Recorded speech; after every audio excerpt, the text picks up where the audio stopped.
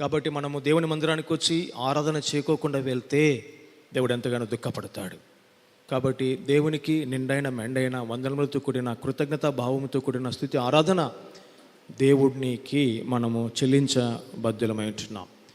ఆరాధన దేవుడు ఏమై ఉన్నాడు అని మనము తెలియజెప్పడమే దేవుని గొప్పతనం.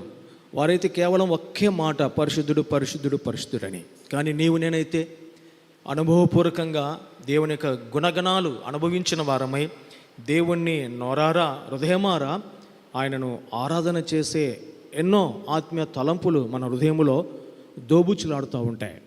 మన హృదయం నిన్నప్పుడు జిహ్వాఫలముగా ఆరాధన బయటికి వస్తుంది. కాబట్టి హృదయము నిండాలి. హృదయం ఆరాధనతో నిండినప్పుడే జిహ్వాఫలం అనగా నోటిలో నుండి, హృదయంలో ఏదో ఉందో అది నోటిలో నుండి బయటకు వచ్చి దేవుణ్ణి ఆరాధన చేయగలుగుతాం. కాబట్టి ఎటువంటి హృదయముతో మనం నింపబడుతూ వచ్చినాం.